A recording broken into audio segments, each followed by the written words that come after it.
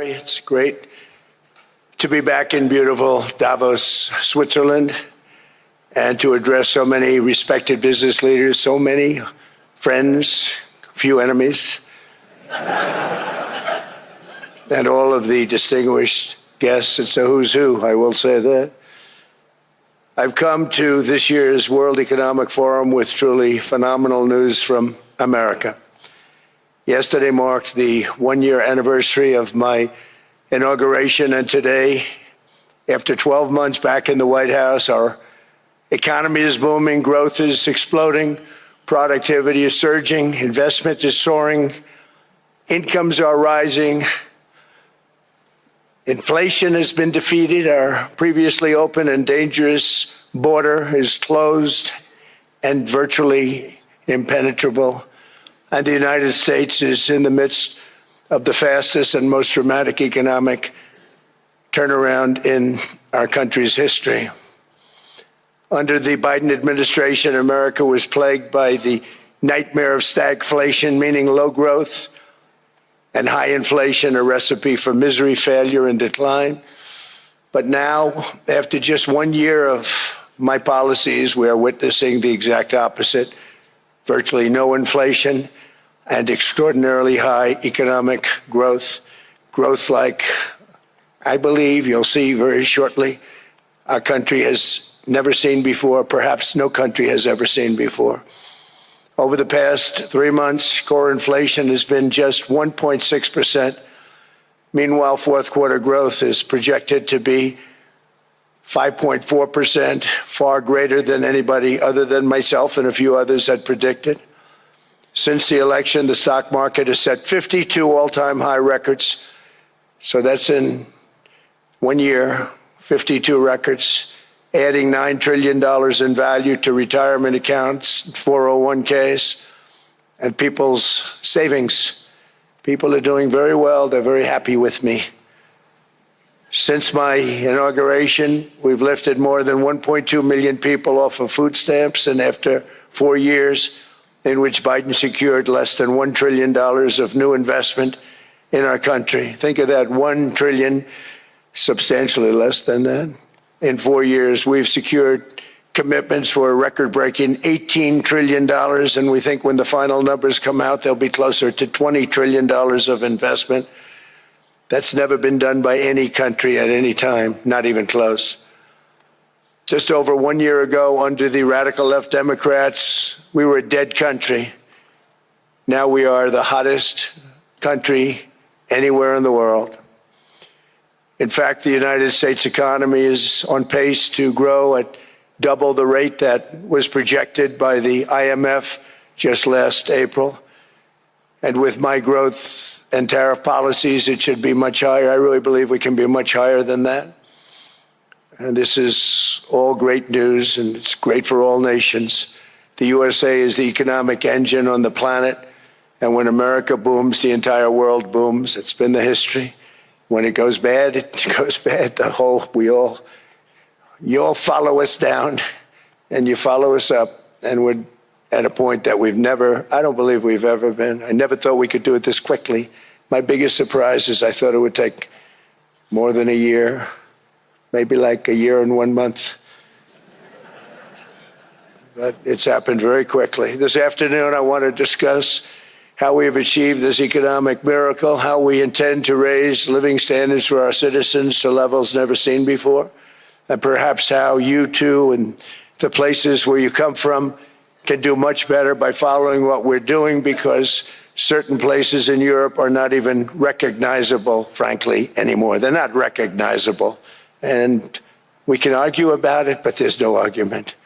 Friends come back from different places. I don't want to insult anybody and say I don't recognize it. And that's not in a positive way, in a very negative way.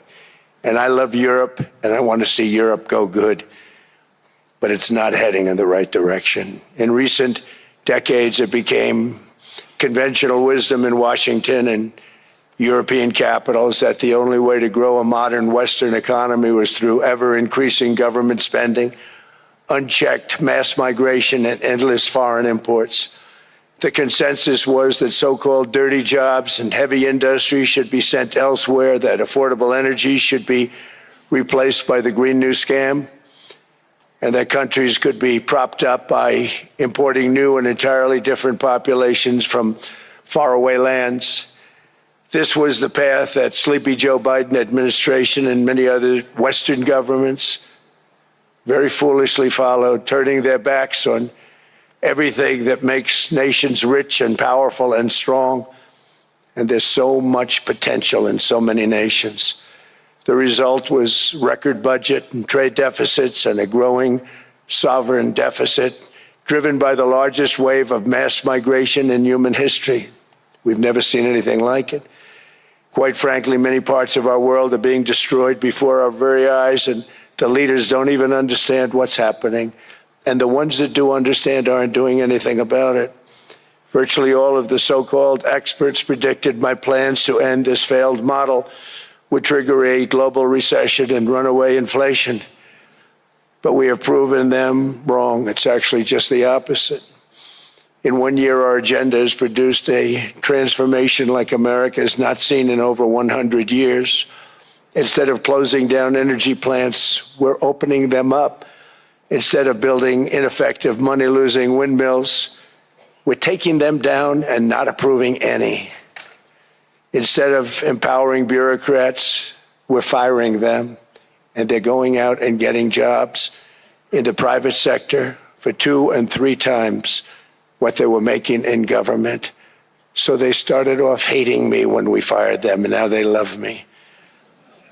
Instead of raising taxes on domestic producers, we're lowering them and raising tariffs on foreign nations to pay for the damage that they've caused. In 12 months, we have removed over 270,000 bureaucrats from the federal payrolls, the largest single-year reduction in government employment since the end of World War II. Nobody thought that was coming, but we had no choice. To make a country great, you can't have all federal jobs. We've cut federal spending by $100 billion and slashed the federal budget deficit by 27% in the single year. It's going to go down quite a bit more from that, driving inflation way down from the record highs of the Biden administration. Every month, they went up and up and up. I promised to cut 10 old regulations for every single new regulation, but instead I've cut, actually till this point, 129 regulations for every one new regulation approved. So every time they come in with a new regulation, we do at least 10, but so far it's averaging out to 129, if you can believe it.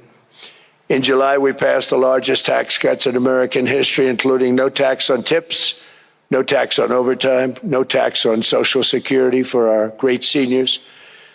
We also provided 100% expensing, that's the one they like, and bonus depreciation for all new equipment and capital investments to help companies expand and shift production to America.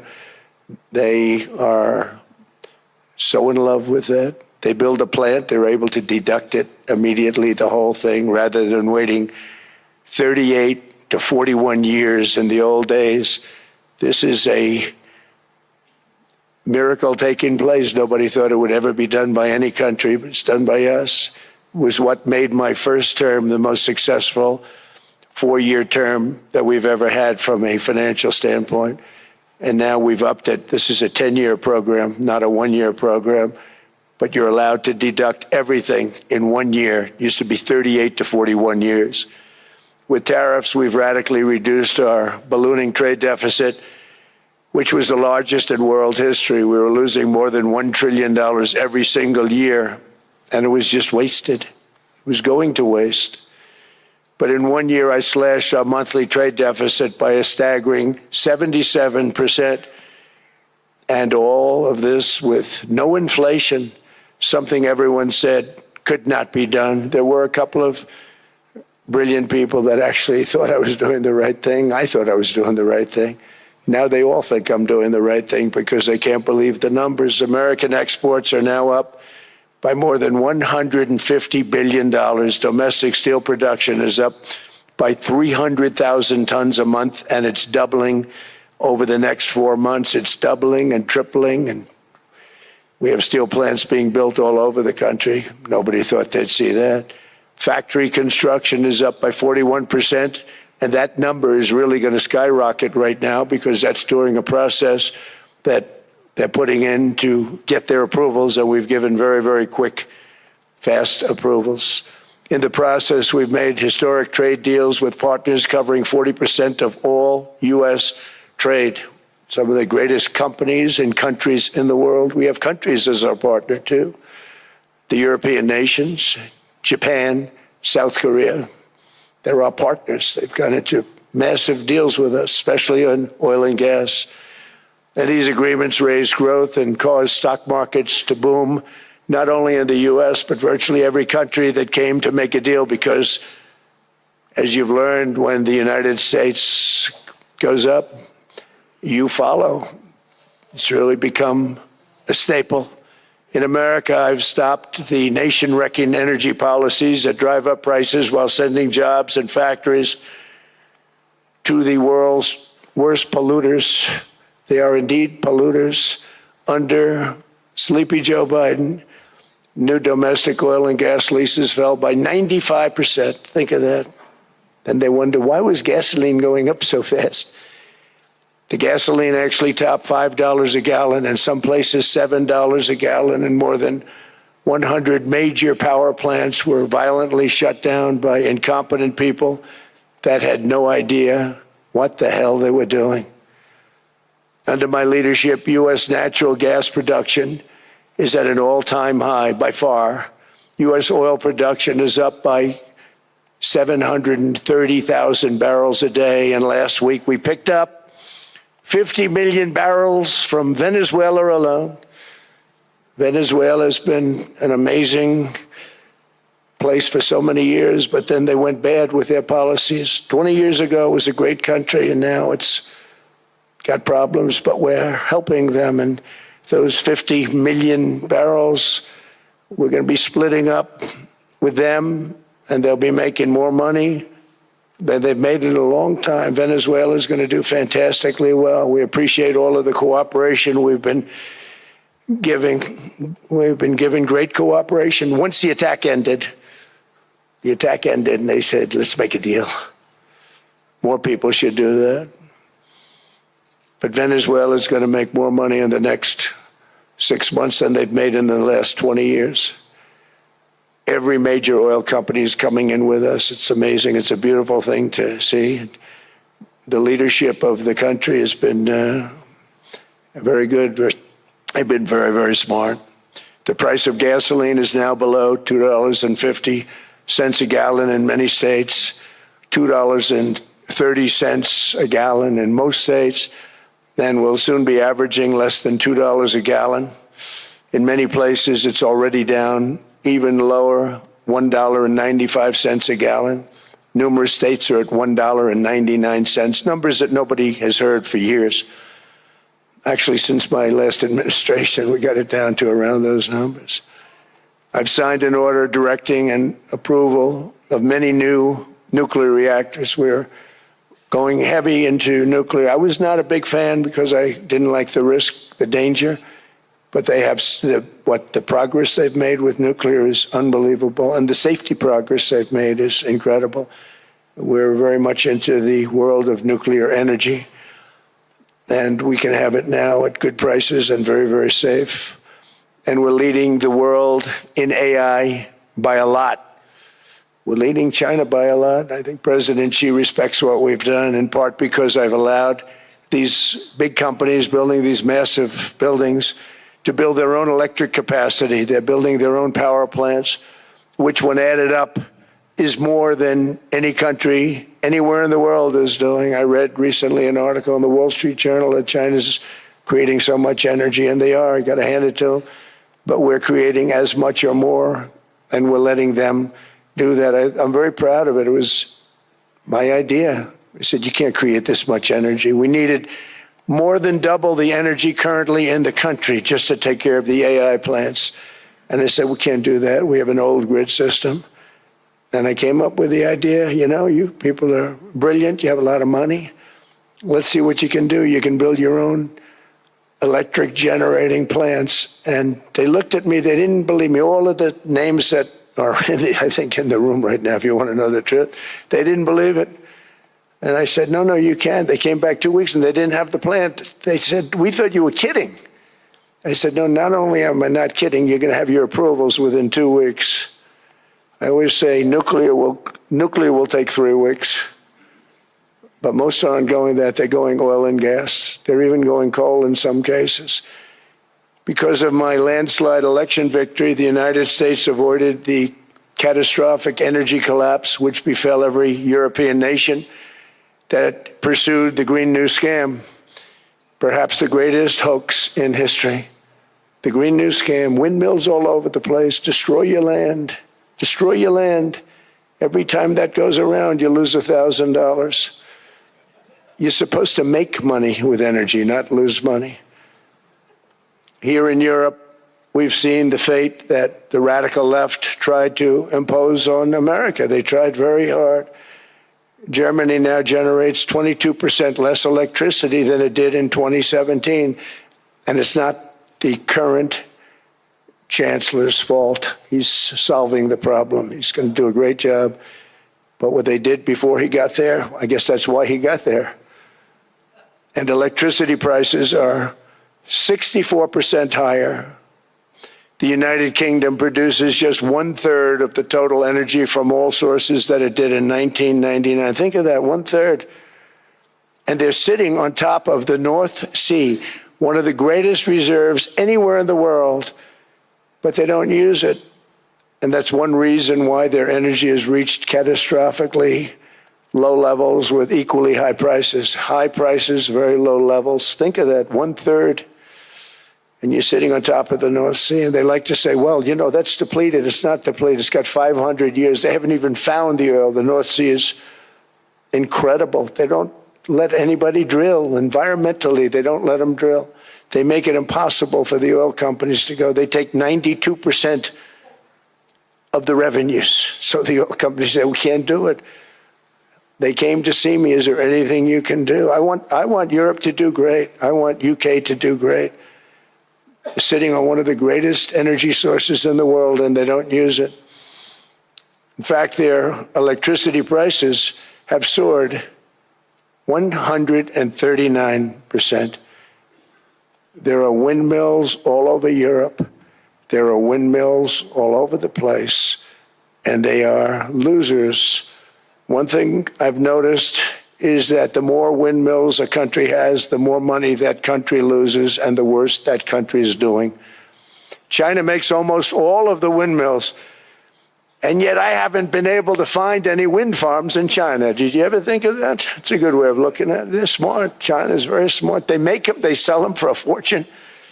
They sell them to the stupid people that buy them, but they don't use them themselves. They put up a couple of big wind farms, but they don't use them. They just put them up to show people what they could look like. They don't spin. They don't do anything. They use a thing called coal, mostly. But China goes with the coal. They go with oil and gas. They're starting to look at nuclear a little bit, and they're doing just fine. They make a fortune selling the windmills, though, and I think really that's one that they wouldn't be surprised if it stopped. They are shocked that it continues to go. They're very friendly with me. They're shocked that people continue to buy those damn things. They killed the birds. They ruin your landscapes. Other than that, I think they're fabulous, by the way. Stupid people buy them. The consequences of such destructive policies have been stark, including lower economic growth, lower standards of living, lower birth rates, more socially disruptive migration, more vulnerability to hostile foreign adversaries, and much, much smaller militaries. The United States cares greatly about the people of Europe. We really do. I mean, look, I am derived from Europe. Scotland and Germany, 100% Scotland, my mother, 100% German, my father. And we believe deeply in the bonds we share with Europe. as a civilization. I want to see it do great. That's why issues like energy, trade, immigration, and economic growth must be central concerns to anyone who wants to see a strong and united West, because Europe and those countries have to do their thing. They have to get out of the culture that they've created over the last 10 years. It's horrible what they're doing to themselves. They're destroying themselves. These beautiful, beautiful places. We want strong allies, not seriously weakened ones. We want Europe to be strong. Ultimately, these are matters of national security, and perhaps no current issue makes the situation more clear than what's currently going on with Greenland. Would you like me to say a few words of Greenland? I was going to leave it out of the speech, but I think I would have been reviewed very negatively. I have tremendous respect for both the people of Greenland and the people of Denmark, tremendous respect. But every NATO ally has an obligation to be able to defend their own territory. And the fact is, no nation or group of nations is in any position to be able to secure Greenland other than the United States.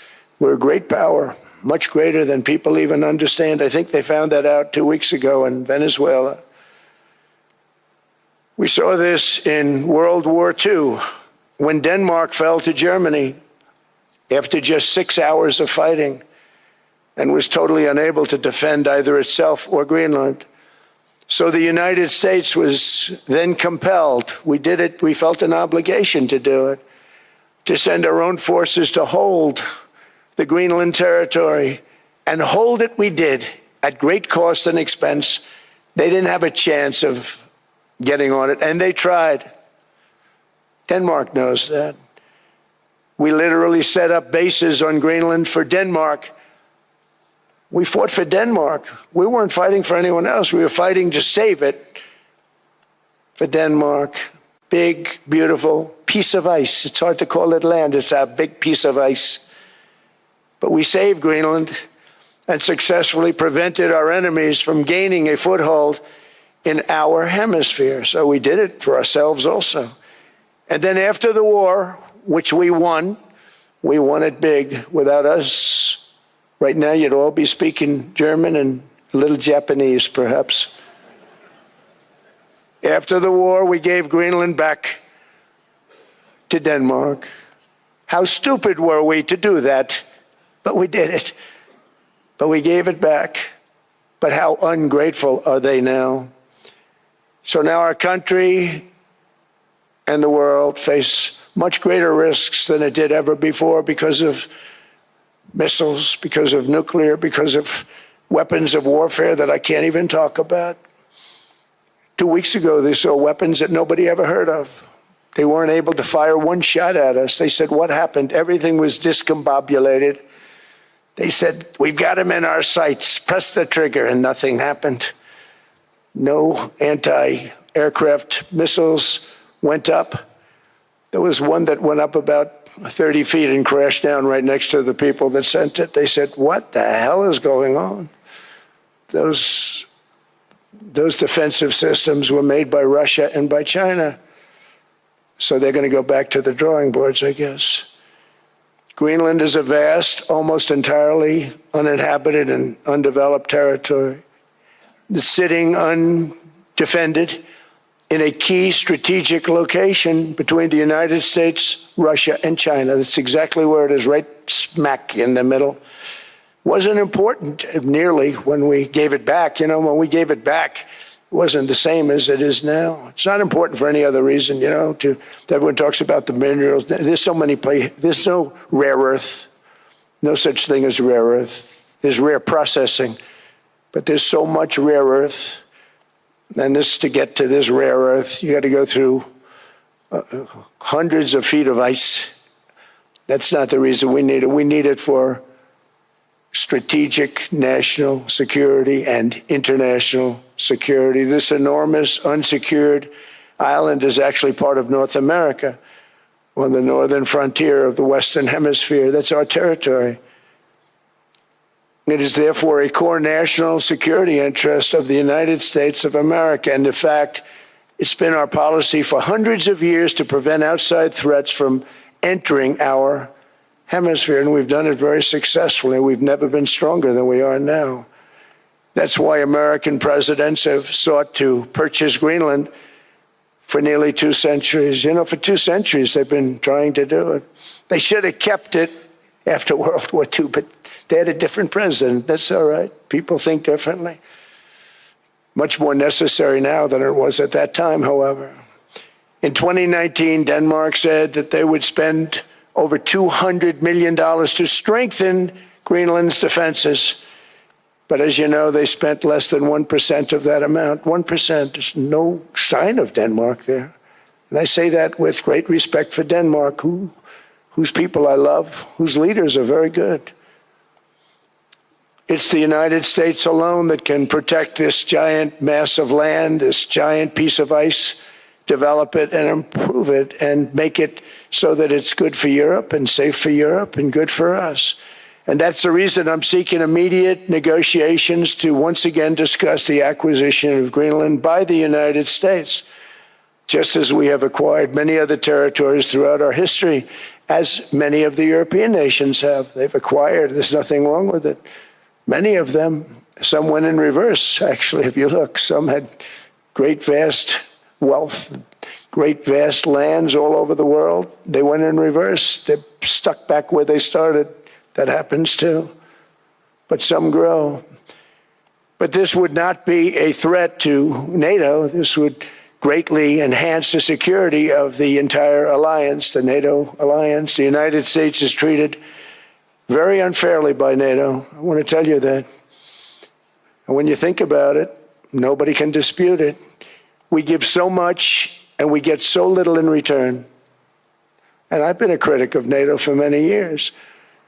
And yet I've done more to help NATO than any other president by far, than any other person. You wouldn't have NATO if I didn't get involved in my first term. The war with Ukraine is an example. We are thousands of miles away, separated by a giant ocean. It's a war that should have never started, and it wouldn't have started if the 2020 U.S. presidential election weren't rigged. It was a rigged election. Everybody now knows that. They found out. People will soon be prosecuted for what they did. It's probably breaking news, but it should be. It was a rigged election. You can't have rigged elections. You need strong borders, strong elections, and ideally a good press. I always say it. Strong borders, strong elections, free, fair elections, and a fair media. The media is terrible. It's very crooked. It's very biased, terrible. But someday it'll straighten out because it's losing all credibility. Think of it. When I win in a landslide, a giant landslide, won all 7 swing states, won the popular vote, won everything, and they only get negative press. That means that it has no credibility. And if they're going to get credibility, they're going to have to be fair. So you need a fair press. But you also need those other elements.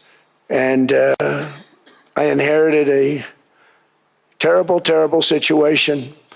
If you look, the border was open. The inflation was raging. Everything was bad with the United States when I came into office. But I also inherited a mess with Ukraine and Russia, something that would have never happened. And I know Putin very well. He and I would discuss Ukraine. It was the apple of his eye, but he wasn't going to do anything. I said, Vladimir, you're not doing it. He would never have done it. It was terrible what happened. I could see it happening, too. After I left, I could see it happening. Biden had given Ukraine and NATO $350 billion, a staggering sum, $350 billion.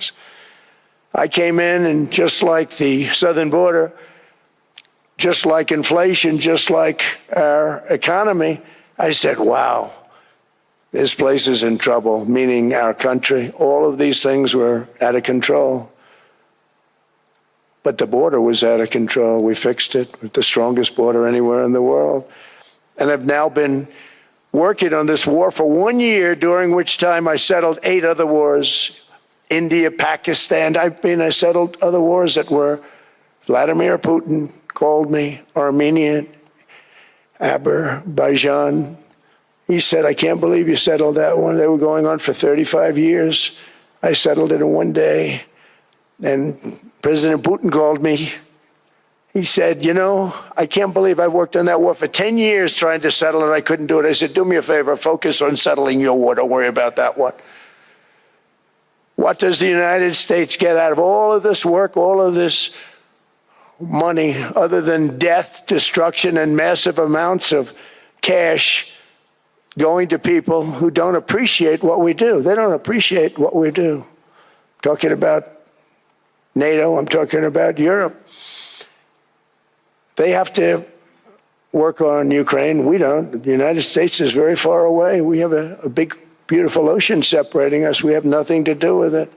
Until I came along, NATO was only supposed to pay 2% of GDP, but they weren't paying. Most of the countries weren't paying anything. The United States was paying for virtually 100% of NATO. And I got that stopped. I said, that's not fair. But then more importantly, I got NATO to pay 5%, and now they were paying, and now they are paying. So something nobody said was possible. They said, we will never go up higher than 2%. But they went to 5%, and now they're paying the 5. They didn't pay the 2, and now they're paying the 5. And they're stronger for it, and they have an excellent, by the way, Secretary General, who's possibly in the room. Mark, are you here? Yes, he's here. Hello, Mark.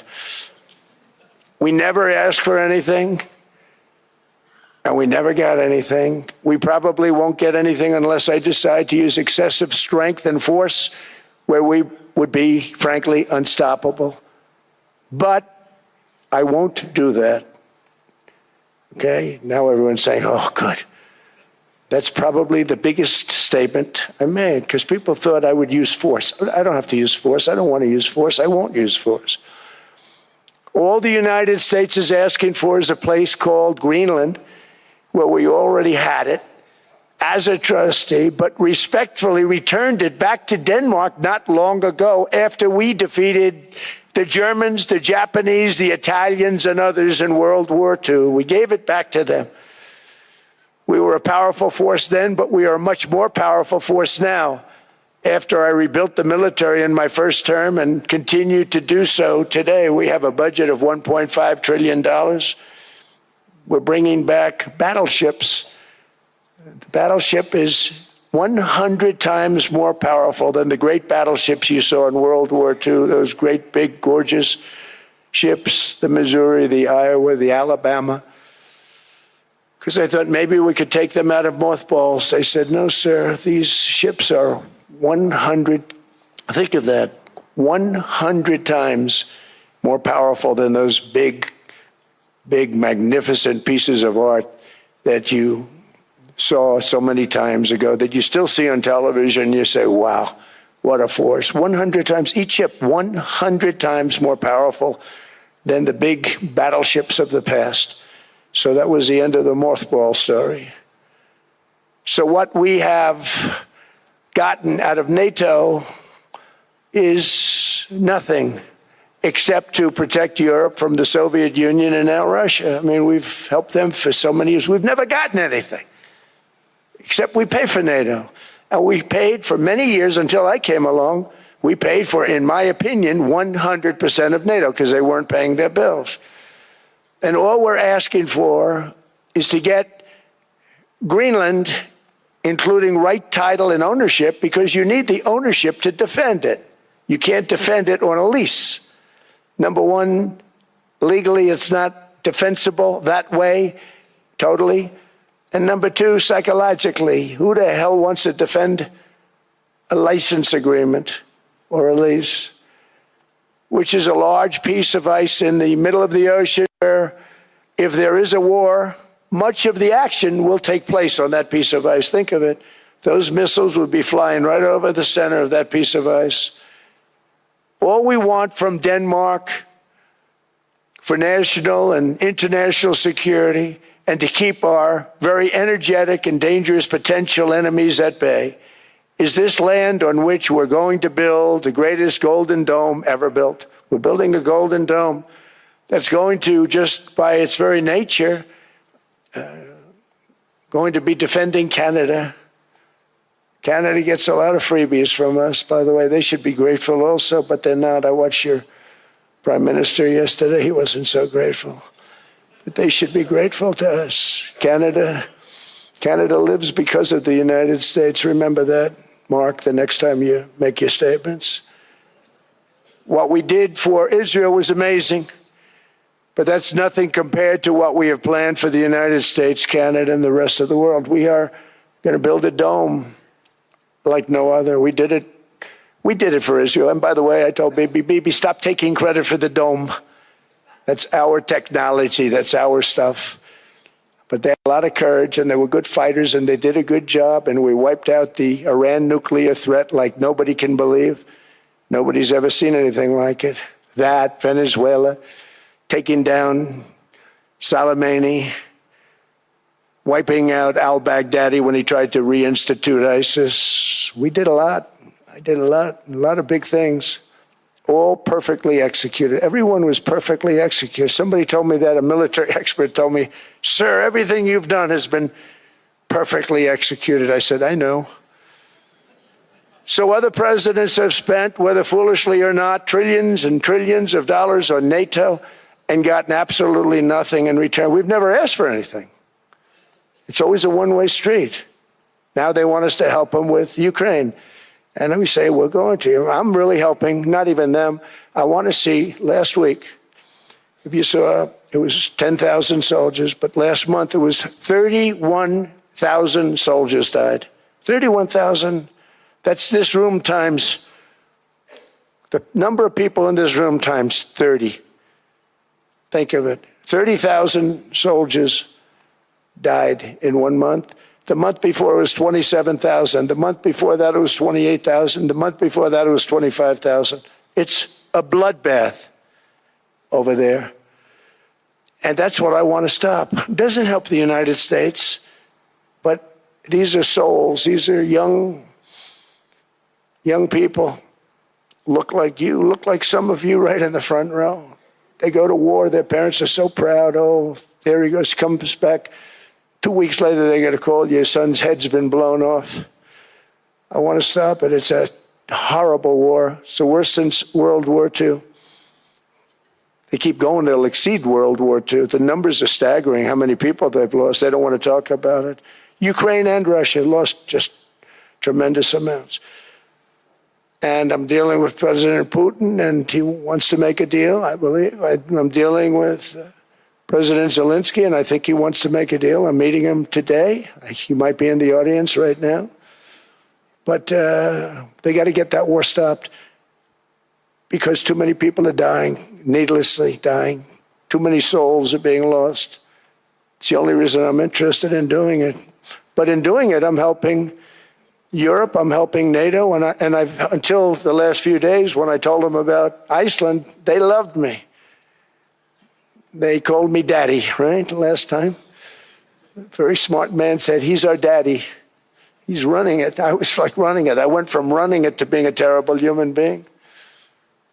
But now what I'm asking for is a piece of ice, cold and poorly located, that can play a vital role in world peace and world protection. It's a very small ask compared to what we have given them for many, many decades. But the problem with NATO is that we'll be there for them 100%.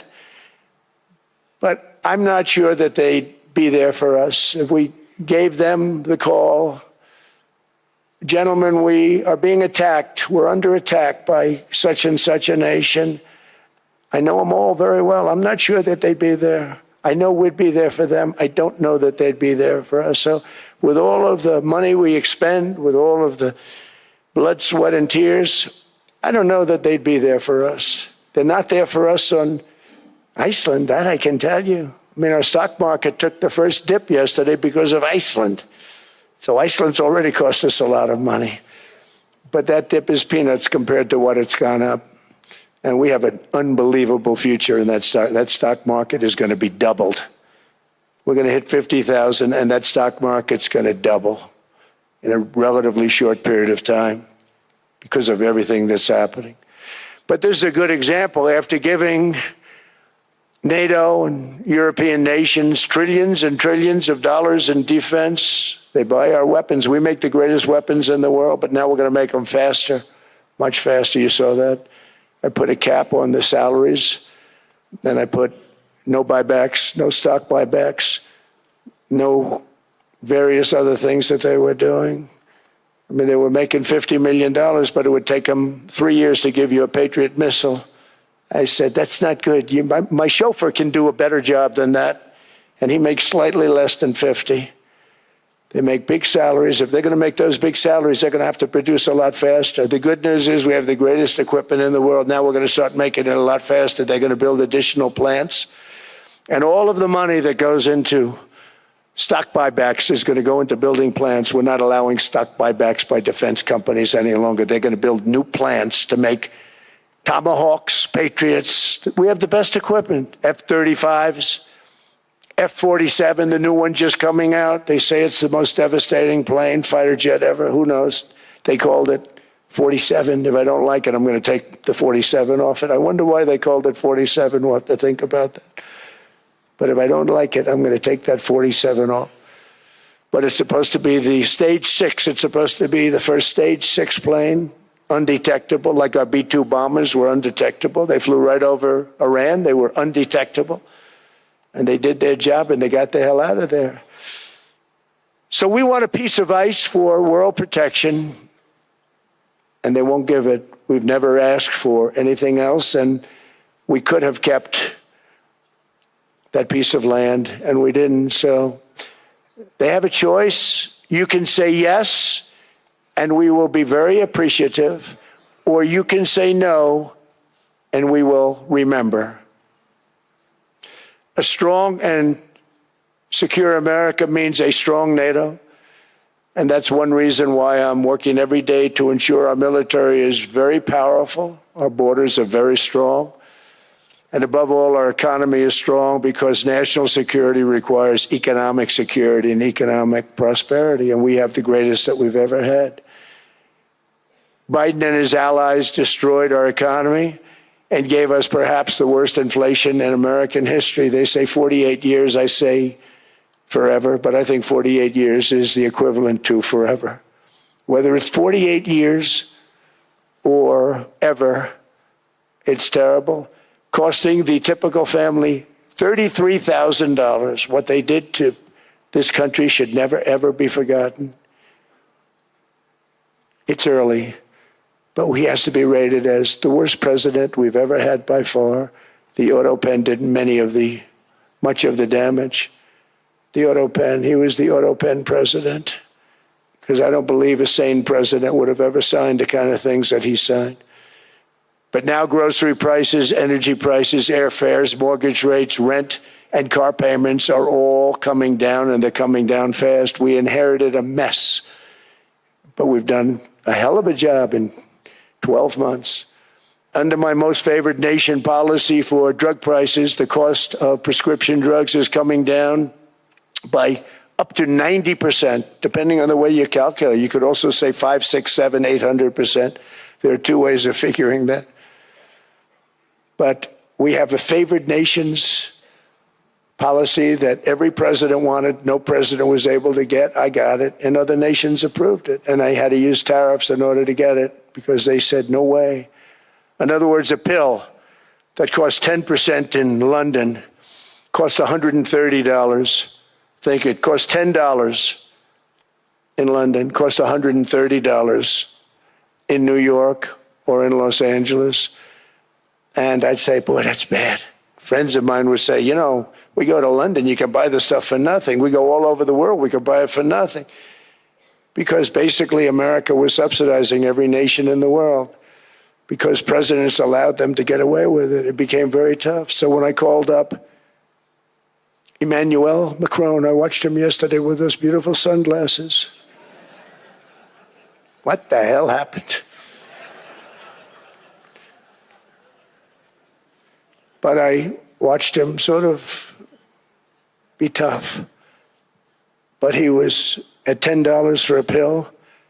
And I said, Emmanuel, and I have all the big pharmaceutical companies are in total agreement. It wasn't easy, by the way. They're tough, smart. They've been getting away with the scam for a long time.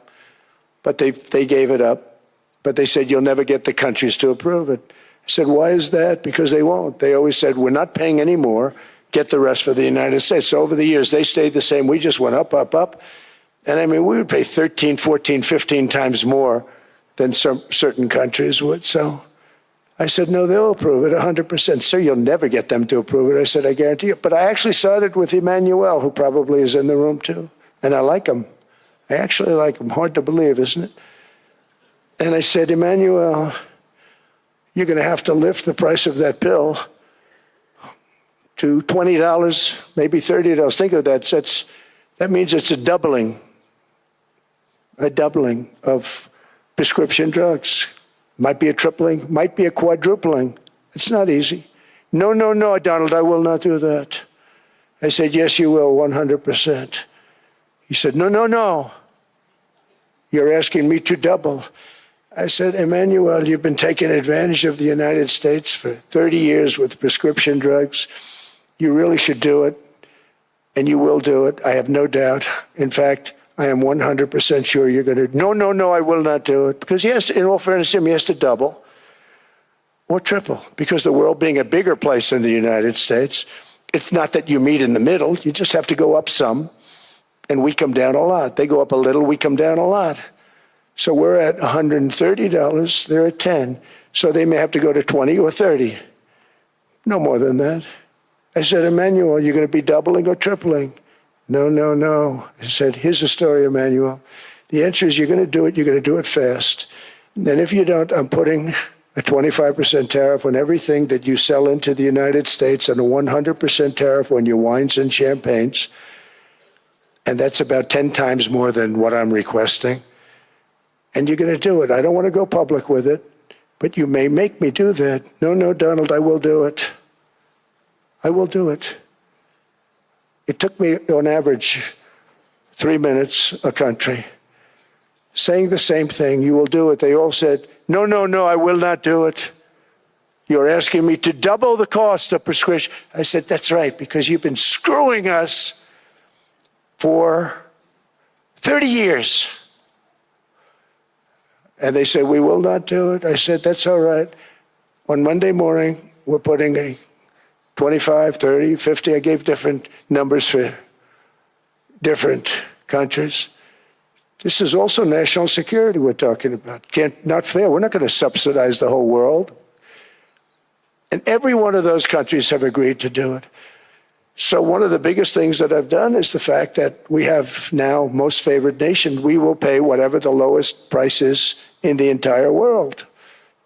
So our drug prices are going to be coming down by staggering 90%. Again, you could say 1,000%, 2,000%. Depends on the way you want to figure it, but we'll go with the way the fake news likes it better because it sounds, can you imagine a 90% reduction sounds much worse.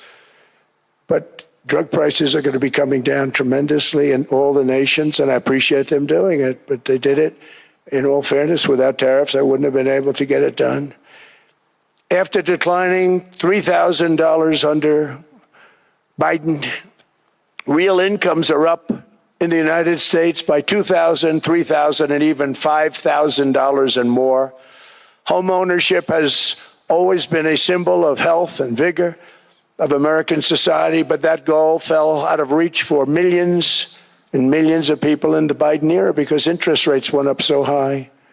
Today, I'm taking action to bring back this bedrock of the American dream. In recent years, Wall Street giants and institutional investment firms, many of you are here, many of you are good friends of mine, many of you are supporters. Sorry to do this, Joe, I'm so sorry. But you've driven up housing prices by purchasing hundreds of thousands of single-family homes, and it's been a great investment for them. Often as much as 10% of houses on the market. You know, the crazy thing is a person can't get depreciation on a house, but when a corporation buys it, they get depreciation. Okay, that's something we're going to have to think about too. I don't know if too many people think about that. You buy a corporation, they buy 500 houses, they buy hundreds of thousands, they buy 500 houses, they can take depreciation. a person sweats and works and buys one house, they can't. But homes are built for people, not for corporations, and America will not become a nation of renters. We're not going to do that. That's why I have signed an executive order banning large institutional investors from buying single-family homes. It's just not fair to the public. They're not able to buy a house. And I'm calling on Congress to pass that ban into permanent law, and I think they will. One of the biggest barriers to saving for a down payment has been surging credit card debt. The profit margin for credit card companies now exceeds 50%, one of the biggest. And they charge Americans interest rates of 28%, 30%, 31%, 32%. Whatever happened to usury? So to help our citizens recover from the Biden disaster, all caused by this horrible precedent, I'm asking Congress to cap credit card interest rates at 10% for 1 year. And this will help millions of Americans save for a home. They have no idea they're paying 28%. They go out there a little late in their payment and they end up losing their house. It's terrible. To unleash innovation in savings and financing, I'm also working to ensure America remains the crypto capital of the world. And to that end, last year, I signed the landmark Genius Act into law. Now Congress is working very hard on crypto market structure legislation, Bitcoin, all of them, which I hope to sign very soon, unlocking new pathways for Americans to reach financial freedom. And I did it for two reasons. Number one, I thought it was politically good, and it was. I got tremendous political support. But more importantly, China wanted that market too. It's just like they want the AI. And we've got that market, I think, pretty well locked up. If I didn't do it, Biden was totally against it until before the election when they realized that, there were millions of people voting against him over crypto. And all of a sudden they loved it very much, but it was too late. They blew it. But it is politically popular, but it's much more importantly, we have to make it so that China doesn't get the hold of it. And once they have that hold, we're not going to be able to get it back. So I'm honored to have done it. Finally, I've instructed government-backed institutions to purchase up to $200 billion in mortgage bonds to bring down interest rates. And I'll be announcing a new Fed chairman in the not-too-distant future. I think he'll do a very good job. See, I gave away some of it. He did give that away. So we have something, got something, but somebody that's very respected. They're all respected. They're all great. Everyone that I interviewed is great. Everyone could do, I think, a fantastic job. Problem is they change once they get the job. They do. They're saying everything I want to hear, and then they get the job. They're locked in for 6 years. They get the job, and all of a sudden, let's raise rates a little bit. I call them, sir, we'd rather not talk about this. It's amazing how people change once they have the job, but it's too bad. Sort of disloyalty, but they got to do what they think is right. We have a terrible chairman right now, Jerome Too Late Powell. He's always too late. And he's very late with interest rates, except before the election, he was just fine for the other side. So we're going to have somebody that's great, and we hope he does the right job. Last week, the average 30-year mortgage rate dropped below 6% for the first time in many years.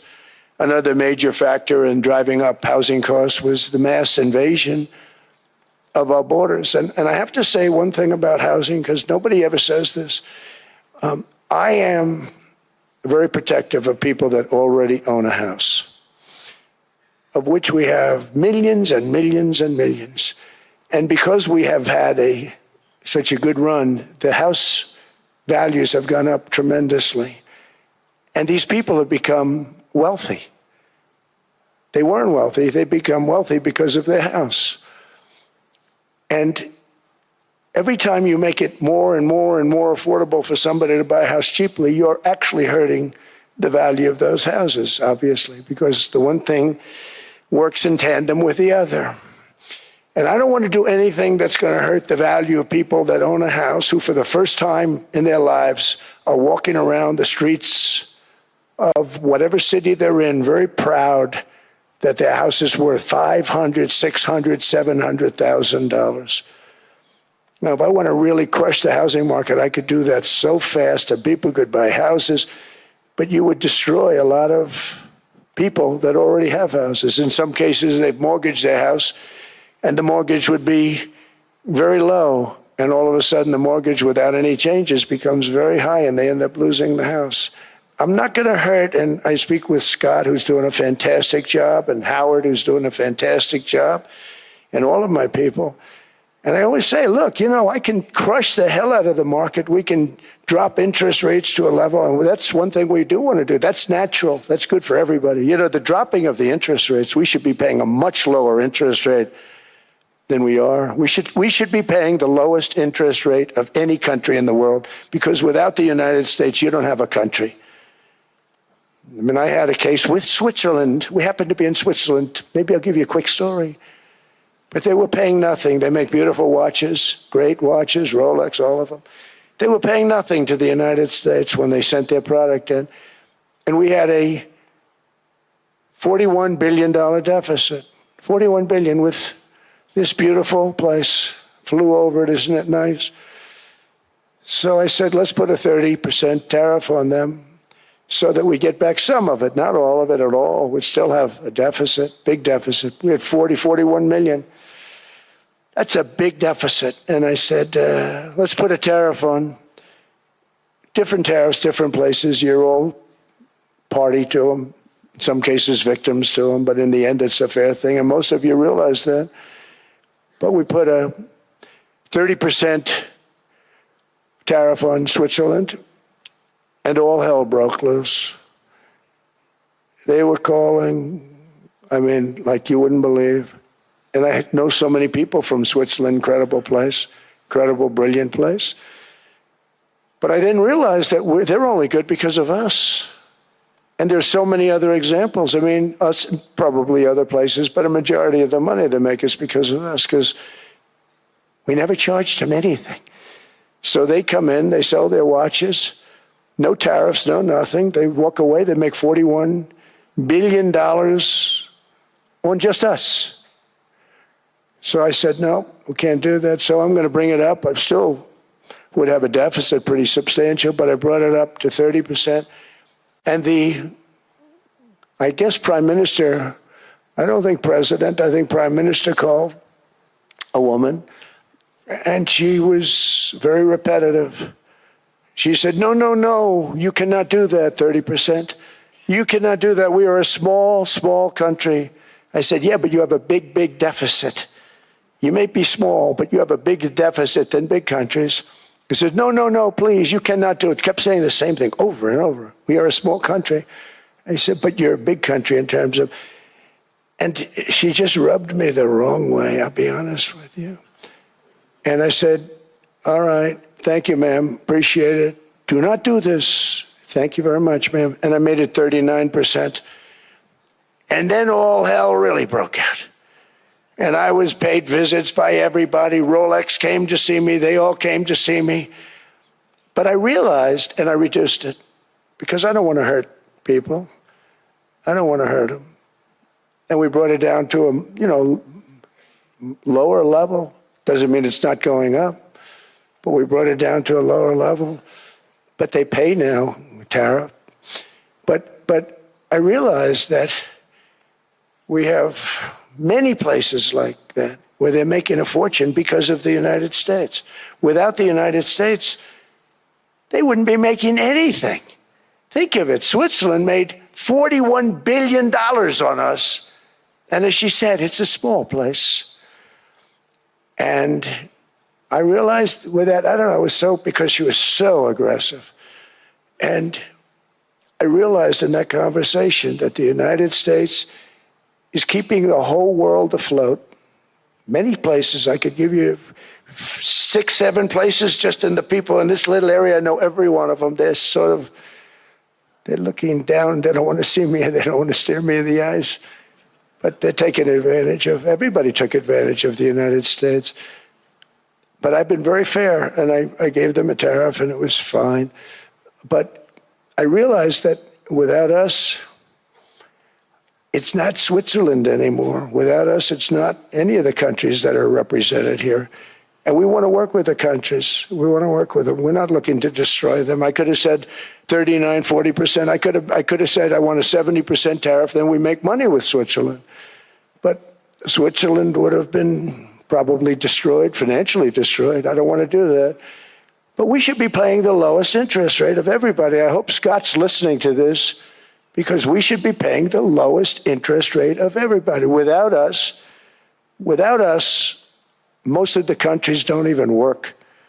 And then you have the protection factor. Without our military, which is the greatest in the world by far, without our military, you have threats that you wouldn't believe. You wouldn't believe. You don't have threats because of us, and that's because of NATO. One other thing, and I have to say it so importantly, in the old days, and I used to say I'm the youngest in the room. Now I'm among the older. I hate to say it. I don't feel old, but I'm among the older. But I remember not long ago, 20, 25 years ago, when good news came out about, let's say, the United States. The United States had a great quarter. The United States had a great month. All the stocks went up. And that's the way it's supposed to be. Now when they say the United States had a record quarter, it's unbelievable how well it's doing, all the stocks crash because they say, oh no, inflation, they're going to raise interest rates. And they do. Some of these stupid people like Powell, they raise interest rates. And what they do is they stop you from being successful. It used to be when we had a great quarter, a great month, great earnings, great anything, any good news, the stock market went up. That's the way it's going to be. We got to do that again, because that's the way it should be. Now when we have a great month, they want to kill it. Like we did over 5%. People were surprised. We should do 20%. We could do 25%. When we announce good numbers, and the reason is they're so petrified of inflation.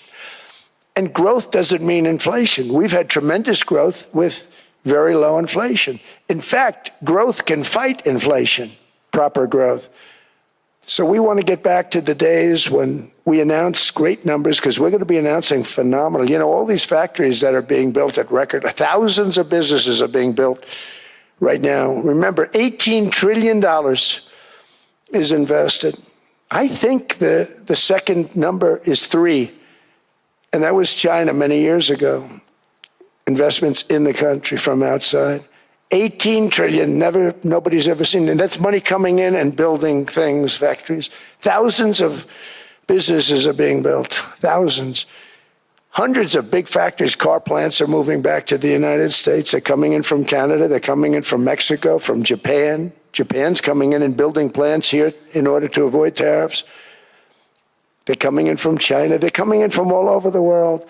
We have more plants being built now, car plants, than we've ever had built, even in the heyday from the 1940s and 50s.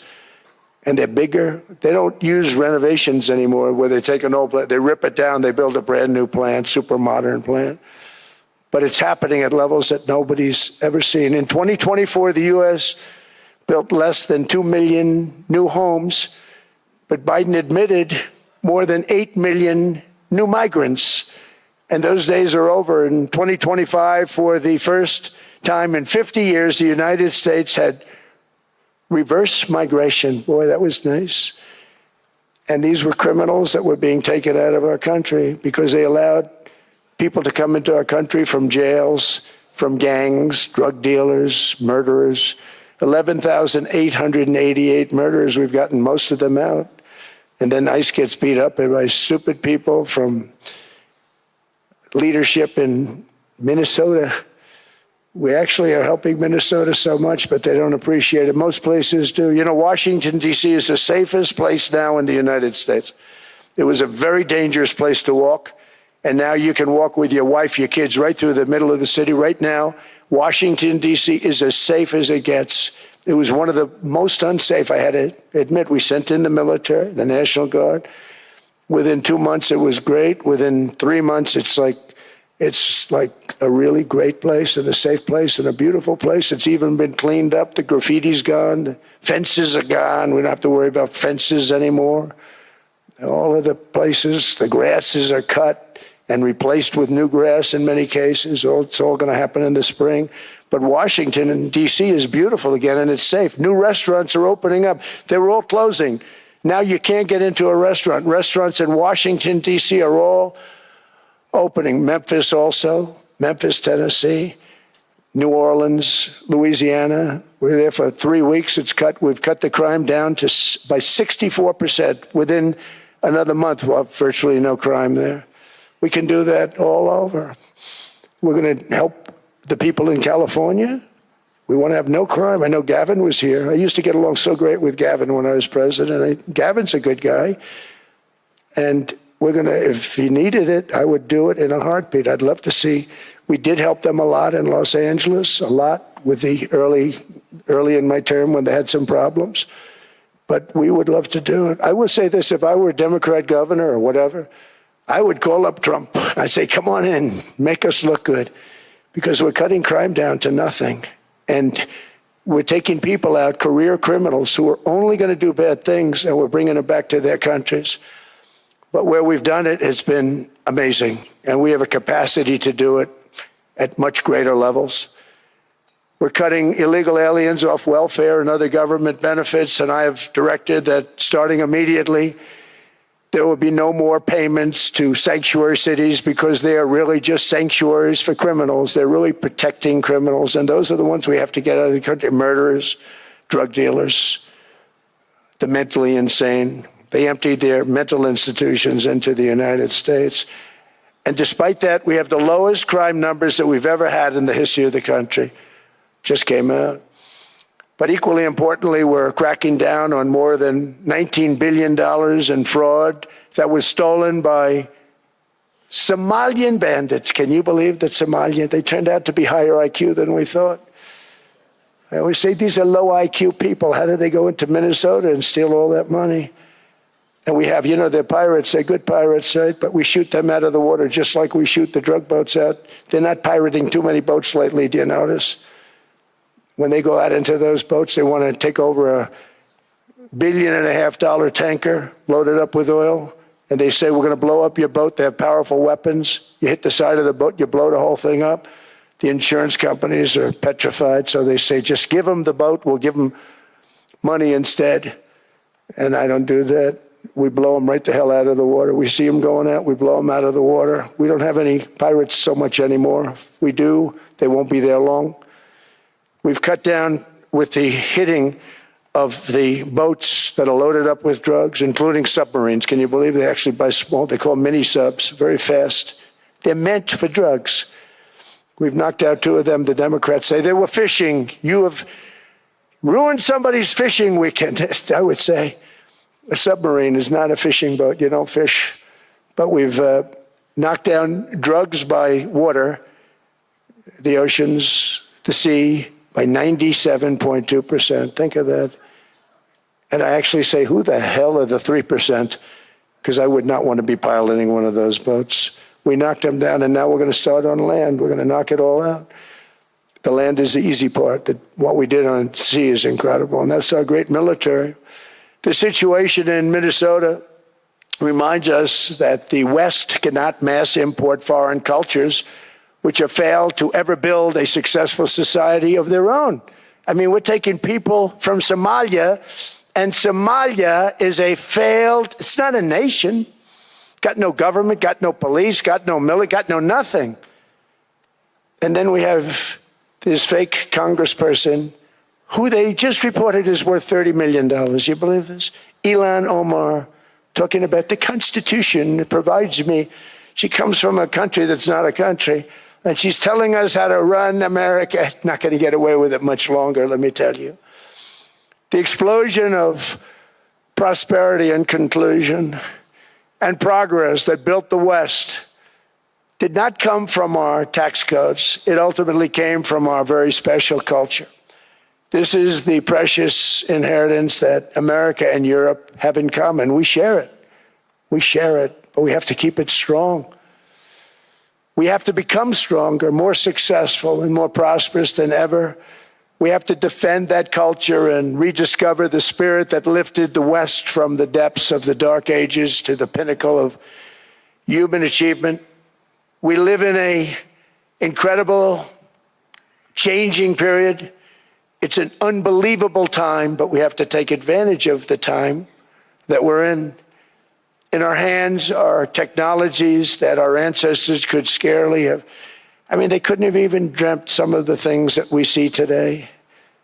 And so rapidly they're produced. I mean, AI, 2 years ago, nobody ever heard of the term, and now everybody's talking about it. And it can have some very good purpose. It could also have some dangerous purpose. And for that, we have to watch out. But some tremendous things are happening because of it. And we're leading by so much. We're doing so well.